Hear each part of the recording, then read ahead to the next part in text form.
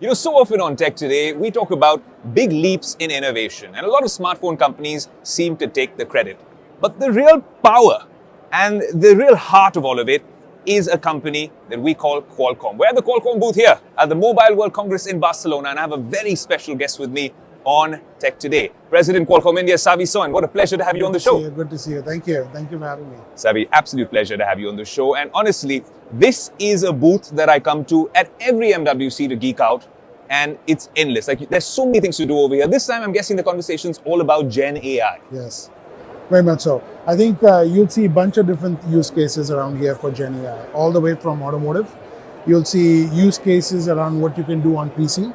You'll see use cases on the smartphones. So we're bringing AI functionality all the way to multi-device and to multi-tiers of devices as well. So we are really excited in what we are able to do and the use cases that consumers are going to see on Qualcomm platforms with Gen AI. Savi, what I find interesting about the Qualcomm booth, and this I must say, is that often we have so many consumer-facing companies with really cool products, but at the heart of it is Qualcomm and a bunch of engineers who really know their stuff in terms of innovation. And I think that's amazing. You see the Humane AI guys here, you see what Honor is doing with some of their devices.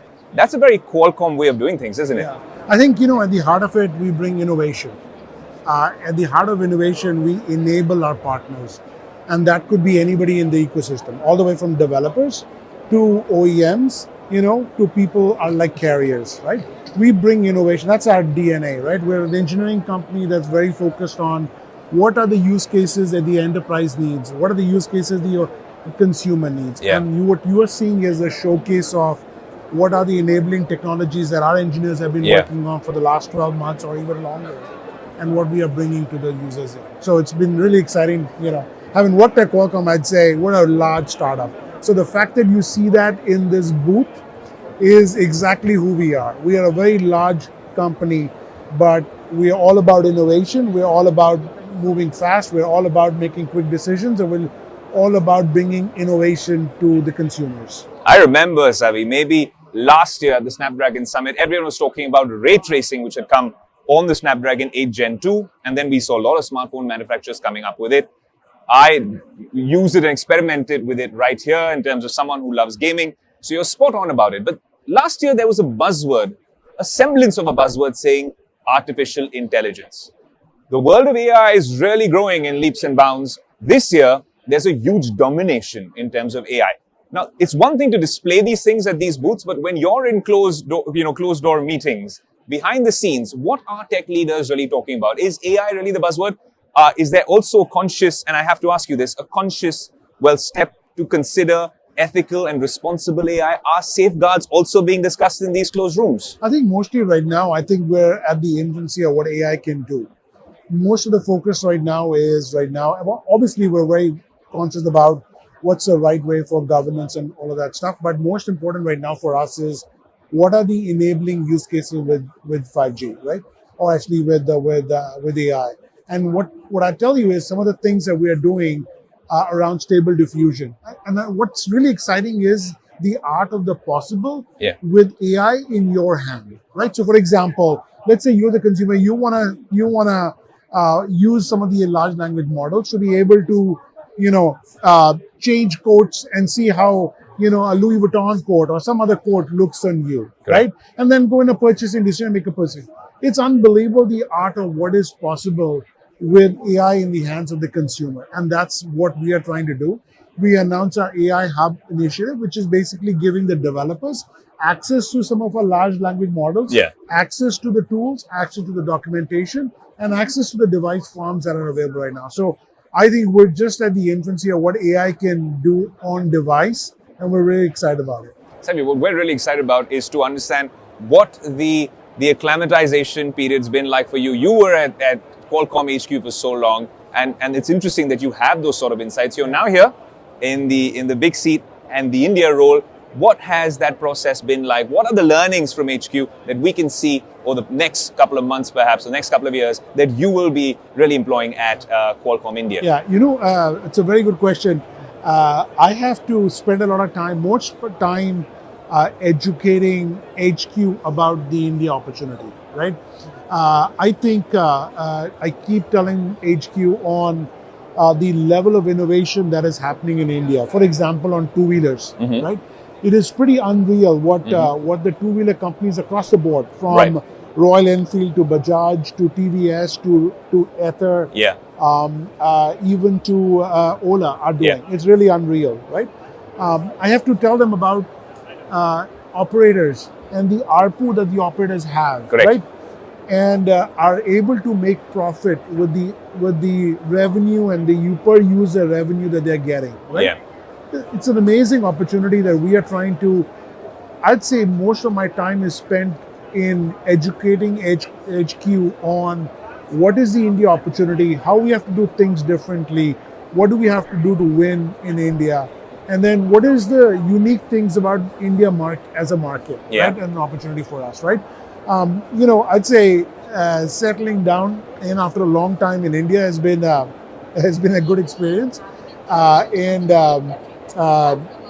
I'd say I'm very excited about the talent that we have. I think that India has to offer, right? We were aware, obviously, we have large engineering teams in India, but the level of talent, I didn't have, sitting in HQ, I didn't have a sense of, how deep, how aggressive, and how talented these individuals, fresh out of school, 5 years into the really have, right? So it's a very eye-opening for us, and that's something that I've been telling HQ on what's the art of the possible is. Interesting. So now, Savi, you have a perspective from both sides, very unique, and that's why I want to understand from what you see of Qualcomm India and Qualcomm globally, how important a market would you say is India for the global brand? I think India is going to be very essential. Obviously, you expect me to say that, but look, at the end of the day, India, with all the Make in India, Design in India initiative, India is in a very unique position, in my opinion, right? You've got AI, we're just starting to see AI, especially in India. You're starting to see the benefits of 5G, especially around fixed wireless and in the enterprise, right? All of these, and obviously the geopolitics that's happening around the globe, right? You're able to see, I think India is at the cusp of something very unique that I have worked in this industry for a very long time. I haven't seen. And I think India is grasping this opportunity with both hands across multiple segments. Not just the four-wheelers, the two-wheelers, the fixed wireless, even, companies that are doing just hearables and wearables are being able to do that, right? I think, it's amazing opportunity to be able to do something unique in India. No, absolutely. And you also mentioned several auto brands that are doing well here in India, and it's a tough market to crack for a lot of tech and auto companies. But what we've been seeing is that a lot of tech and auto companies, in terms of function, are merging into one. Auto companies seem to be differentiating with one layer, which happens to be tech. And I feel like that's where Qualcomm comes in. You guys have a very active auto tech team. Is that going to be, one of the key components of your India strategy? Absolutely. I think in automotive, we are engaged with all the Indian auto OEMs.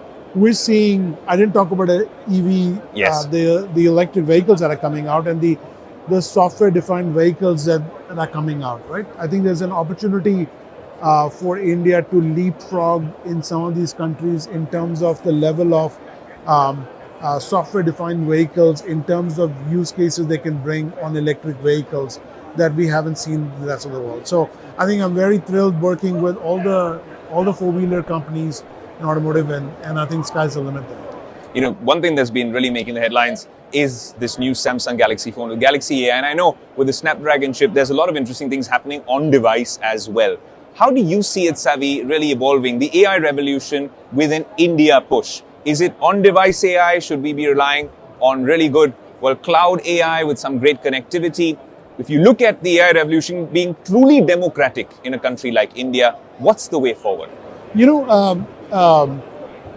I think for India, it has to be hybrid AI on device for various reasons, right?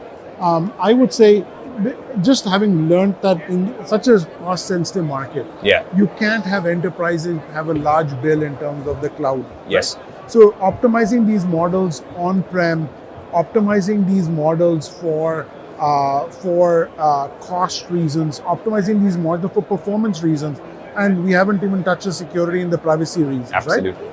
I believe that for India, hybrid AI would be an amazing opportunity. I was talking to one of the CEOs, and we're working on some things on why hybrid AI, why India, and looking at the not just the talent pool in India, the companies that are in India, and how India can take advantage of it. I think the guy was telling, the CEO was saying, hey, absolutely, this is a no-brainer on why hybrid AI could be something very unique for India. Yeah. Right? Not everything needs to go to the cloud, right? Where you have a large cloud bill, right? As you were talking, my Gurgaon house, right, has about 50 cameras all over the place, right? CCTVs, right? IP cameras all over the place.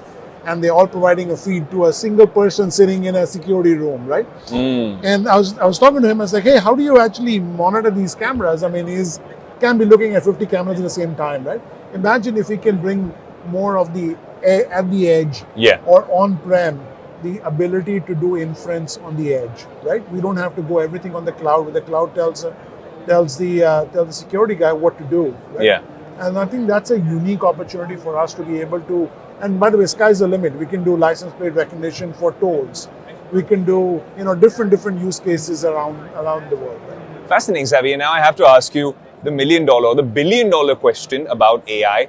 And I know that this has been overdone, so we're going to add a little twist to it. When we talk about AI, like the example that you just gave us, there's that classical argument of AI taking away jobs, AI augmenting existing jobs.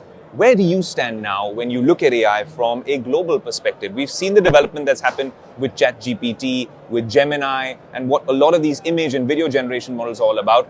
Language learning models are growing at a rapid pace. But is it the time to embrace that AI, or is it a time to be a little worried about it and take 2 steps back? I think it's absolutely the right time to embrace it and figure out how you can leverage it. It's like the internet, right? Back in the day, if I would ask that question like, hey, internet, do we embrace it, right? But AI is right now, in my opinion, right now, is the cusp of something very unique, right? And I think embracing it, now I think we would look back 20 years and say, we should embrace it and figure out a way to, harness the power of AI on device. Savi, I think it's been a fascinating conversation. I'm going to leave you to all your other closed door meetings and maybe get some insights from you, and also enjoy the Qualcomm booth, something I enjoy doing at MWC. What a pleasure to have you on Tech Today, and we hope to see you again very soon. Thank you very much.